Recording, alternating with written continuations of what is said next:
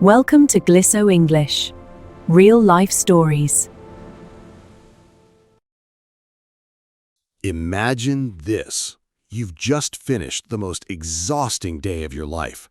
You step into the elevator, desperate to go home. The doors are closing, and then they slide in. The one person in your entire building you find absolutely intolerable, or incredibly intimidating.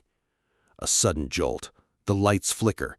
The elevator grinds to a dead halt between the 14th and 15th floors. Your cell phone? Zero service. You are officially trapped for the next 2 hours. How do you survive a high-stakes social nightmare without losing your mind? Today, we are breaking down a brand new 10-chapter story called The Elevator Trap. As we follow these two characters from total panic to an unexpected connection, you're going to learn the exact idioms, phrasal verbs, and real-life English phrases you need to handle conflict, express frustration, and read between the lines in English. Grab a notebook, settle in, and let's get trapped. Chapter 1 begins right now. The digital display above the door flickered. 17, 16, 15. Marcus let out a slow, heavy breath, his eyes glued to the numbers. It was 6:30 p.m. and his brain felt completely fried after a brutal spreadsheet audit. He just wanted to get to his car, blast some music, and forget the office existed. Ding! The doors slid open at the 14th floor. Marcus stepped in, but before the doors could slide shut, a hand abruptly blocked the sensor. The doors bounced back to reveal Vance. Marcus felt his stomach instantly drop. Vance was the senior project director, a towering man with a permanent scowl and a reputation for tearing down presentations in front of the entire department. He was, without a doubt, the most intimidating person in the company. Vance stepped into the cabin, bringing the sharp scent of expensive cologne and palpable stress with him. He didn't say hello, he just gave Marcus a stiff, icy nod and stared straight ahead. Marcus froze, suddenly hyper-aware of his own breathing. He shifted his weight, desperately wishing the elevator would move faster. Then it happened. A violent metallic screech echoed from the shaft above. The cabin shuddered violently, throwing Marcus against the mirrored wall.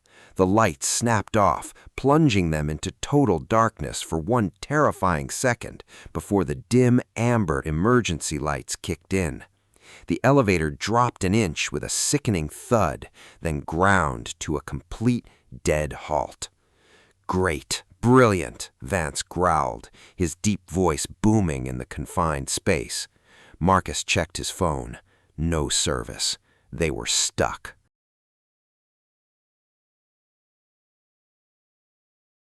"10 minutes passed in excruciating silence. The reality of their situation was finally starting to sink in.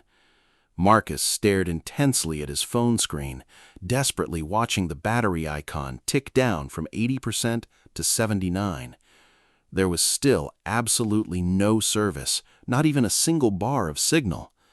Vance was pacing the tiny perimeter of the cabin like a caged lion, his heavy leather shoes making a dull thud against a carpeted floor.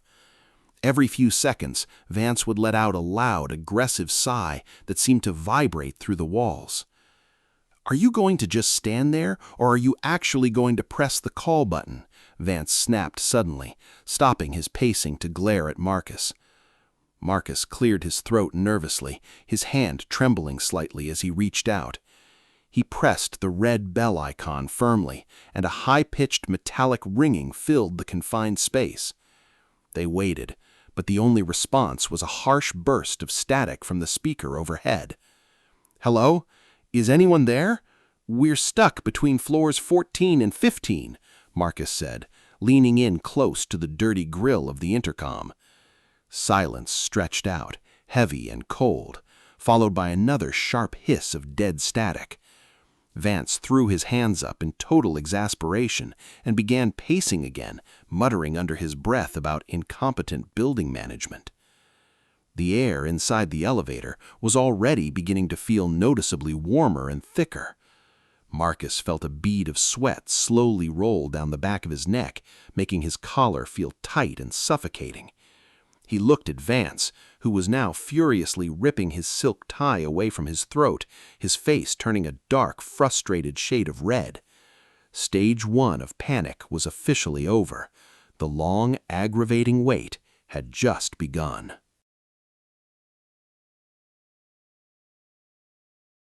"30 minutes had crawled by, and the elevator was turning into a literal sauna. The cool, conditioned air from the building was completely gone, replaced by a heavy, stifling heat. Marcus couldn't stand the ache in his legs anymore, so he carefully slid his back down the wall and sat on the dirty floor. He pulled his knees to his chest, trying to take up as little space as possible in the tiny square cabin. Vance stopped his endless pacing and looked down at Marcus, his scowl deepening as if sitting down was a sign of total defeat. But a moment later, Vance winced, rubbing his lower back with a heavy hand, and let out a defeated groan. To Marcus's absolute shock, the intimidating director dropped his briefcase and awkwardly sat down directly opposite him. With their legs nearly touching in the cramped space, the icy barrier between them began to feel dangerously thin. Vance stared at his reflection in the mirrored door for a long time, before suddenly speaking in a much quieter, gravelly voice. "My daughter is waiting at a restaurant downtown right now," Vance muttered, his eyes fixed on his own polished shoes. Marcus blinked, caught completely off guard by this sudden burst of personal information from a man who usually only spoke in reprimands.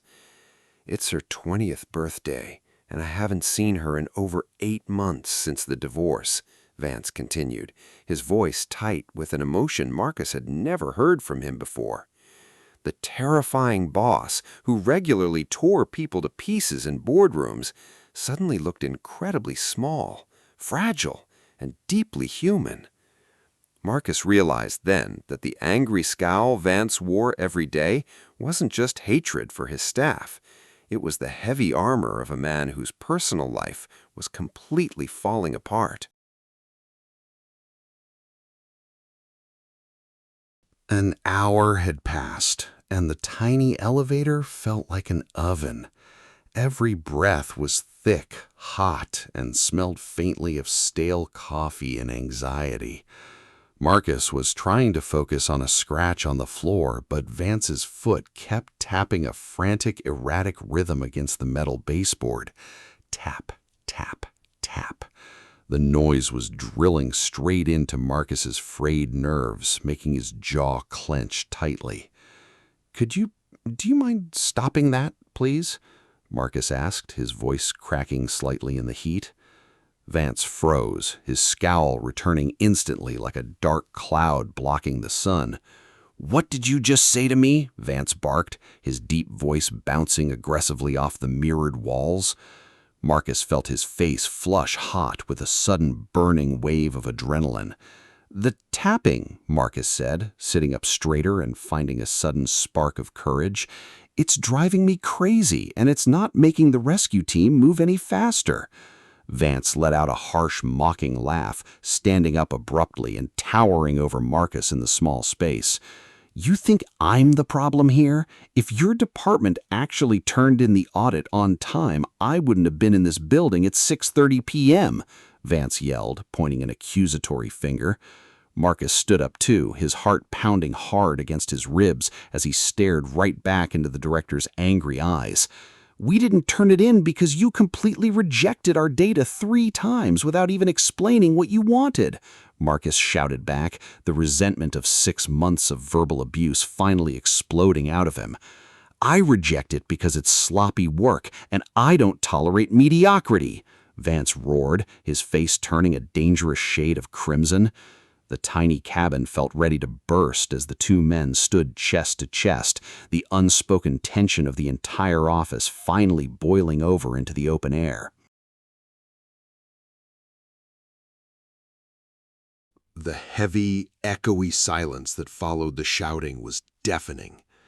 Both men stood panting in the sweltering heat, their shoulders tense and their fists clenched tightly at their sides.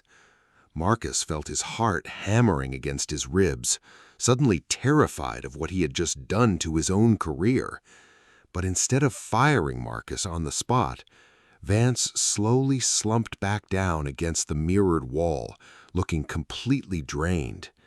He covered his face with his large hands, his chest heaving as he let out a long, ragged breath that sounded dangerously close to a sob. "You're right," Vance whispered into his palms, his voice suddenly hollow and stripped of all its usual power. Marcus froze, his anger instantly evaporating into total confusion as he looked down at his boss. Vance lowered his hands, revealing bloodshot eyes that stared blankly at the opposite corner of the elevator floor. "I don't explain what I want because I don't know what I want anymore," Vance confessed, his voice trembling slightly in the dim amber light. "The CEO told me last week that if our department doesn't hit our targets by next month, they're outsourcing the entire team." Marcus felt a cold shockwave ripple through him, realizing that everyone's jobs, including his own, were hanging by a thread. "I've been pushing you all so hard because I'm terrified of losing this company," Vance said, looking up at Marcus with a raw, desperate honesty. "If I lose this job, after losing my family, I don't have anything else left." The intimidating monster of the 14th floor had completely vanished, leaving behind a fragile, desperate man who was just trying to survive. Marcus sat back down, the hard floor offering a strange comfort as the weight of Vance's words settled over them. The stifling heat of the elevator didn't feel quite as suffocating now that the toxic air between them had finally cleared. "I had no idea the pressure was that intense," Marcus said softly, his voice dropping into a gentle, conversational tone. "We all just thought you hated us, to be honest." Vance let out a weak, humorless chuckle, resting his elbows on his knees and staring at his hands. "Hate you? No. I'm just drowning, Marcus," Vance admitted, using Marcus's actual name for the very first time. Marcus leaned his head back against the wall, taking a deep breath before deciding to share a truth of his own. "If it makes you feel any better, the audit data isn't sloppy because we don't care," Marcus explained quietly. "The software the company uses is completely outdated, and it glitched twice last week, wiping out 3 days of our structural formulas." Vance snapped his head up, his eyebrows furrowing in genuine surprise as he processed the technical explanation. "The legacy software is corrupting the final outputs?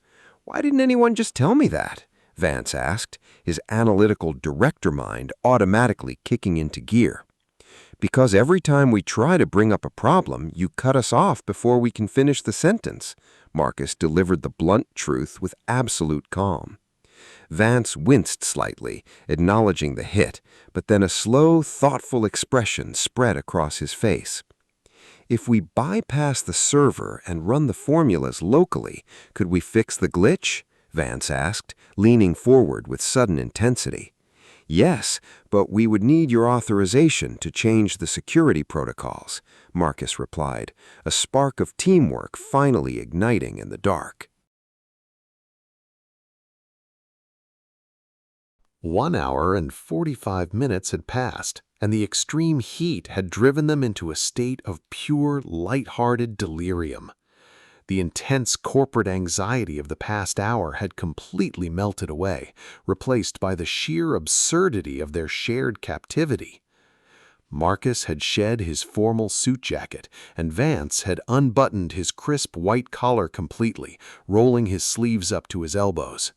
They were currently sitting cross-legged on the floor, playing a ridiculous guessing game using the random items found in Vance's expensive leather briefcase.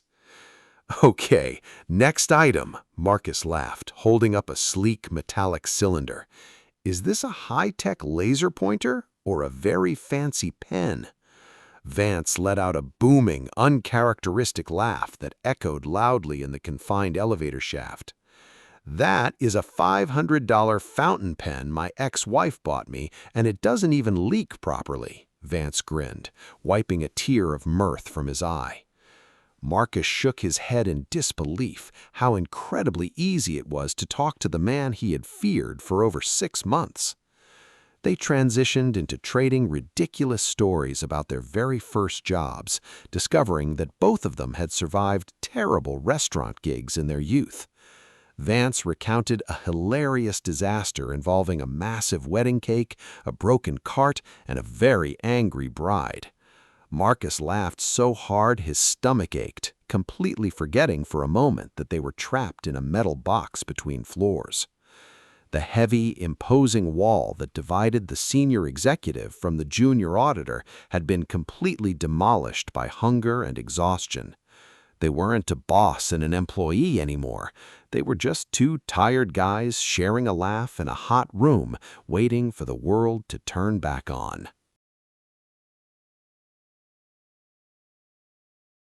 A sudden, violent, mechanical clunk vibrated through the steel ceiling above them, instantly cutting through their laughter.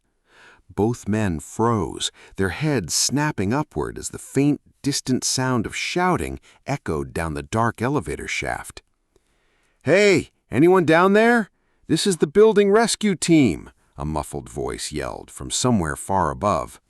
Vance scrambled to his feet with surprising agility, his face lighting up with a massive wave of relief. "Yes, we're down here. 2 of us, stuck between 14 and 15, Vance shouted back, his deep voice booming toward the ceiling. "Copy that. We're on top of the car now, unlocking the mechanical brakes. Hold on to something," the voice called back. Marcus stood up slowly, brushing the dust off his trousers, as a strange, unexpected wave of bittersweet emotion hit him. The safe, isolated bubble they had built over the last 2 hours was about to burst, and the chaotic reality of the office was rushing back. He looked at Vance, who was currently rebuttoning his collar and attempting to smooth out his heavily wrinkled shirt. "Well, Marcus," Vance said softly, pausing his movements to look directly into Marcus's eyes with a warm smile. "It looks like our little strategy session is coming to an end." "I guess so," Marcus replied, smiling back. "But I think it was the most productive 2 hours we've had all year." Vance extended a large, firm hand, and Marcus took it, shaking on a silent, mutual understanding that everything was about to change. A sharp hiss of hydraulic fluid echoed through the shaft as the emergency braking system slowly disengaged. The elevator car gave a gentle, rhythmic bounce, then began to glide smoothly downward toward the main lobby. Marcus felt his stomach lift slightly, his eyes tracking the digital display as the amber numbers lit up once more. 3, 2, 1. With a heavy mechanical chime, the thick metal doors finally slid open, revealing the bright, cavernous space of the ground floor. A wall of cool, conditioned air rushed into the cabin, instantly breaking the suffocating heat that had held them captive for 2 hours. Outside, a chaotic scene was waiting. 3 building engineers, 2 paramedics with an open medical kit, and a small crowd of lingering office workers. "Are you 2 all right? Any injuries or breathing difficulties?" a paramedic asked, stepping forward immediately with a flashlight. "We're completely fine, just dehydrated," Vance announced, his commanding director voice returning instantly as he stepped out of the car. The building manager began apologizing profusely, waving his hands and promising a full investigation into the mechanical failure. Marcus stepped out onto the cool marble floor of the lobby, feeling a bit dizzy as the sudden space and bright lights overwhelmed his senses. Before the crowd could swallow them up completely, Vance stopped, turning back to look across the busy lobby directly at Marcus. He didn't say a word, but he gave Marcus a slow, meaningful nod and a genuine smile that completely erased his old permanent scowl. Marcus nodded back, watching as the senior director turned to face the paramedics, knowing that the dynamic between them had permanently shifted. The next morning, the sun was shining brightly through the massive glass windows of the lobby. Marcus walked through the main revolving doors, his heart doing a familiar little flutter as he approached the elevator bank. A crowd of employees stood waiting, staring blankly at the digital arrows as they always did. Then Marcus spotted a familiar, towering figure walking toward the group from the security desk. It was Vance. His suit was perfectly pressed, his hair was neatly combed, and his leather briefcase was clutched firmly in his right hand. As Vance approached, the other employees instinctively stepped back, clearing a wide path for the intimidating director. Marcus stayed exactly where he was, his body locking up for a split second as their eyes locked across the lobby. Vance stopped right next to Marcus, staring straight ahead at the metal doors, just like he had the evening before. "Good morning, Marcus," Vance said quietly, his voice calm and entirely devoid of his old aggressive edge. "Good morning, Vance," Marcus replied, keeping his voice relaxed and steady. Ding! The elevator doors slid open, and the crowd began to file inside, packing the cabin tightly. Marcus stepped in, and Vance followed immediately, standing right by his side as the doors began to close. Vance glanced down at Marcus, a tiny knowing smirk appearing at the corner of his mouth. "Don't worry," Vance whispered, just loud enough for Marcus to hear. "I checked the maintenance logs this morning." Marcus let out a light laugh, the old tension completely vanishing as the elevator began its smooth, uninterrupted ascent. And that is how a 2-hour nightmare turned into the most important breakthrough of Marcus and Vance's careers. It's amazing how a little forced proximity can completely change how we see someone, isn't it? Now it's your turn to practice. We used a lot of advanced phrasal verbs and idioms today to describe stress, conflict, and breakthrough moments. Which new phrase from today's story are you going to use in your next English conversation? Let me know in the comments below. I read and reply to every single one. You can find all the vocabulary of the story down below in the description box.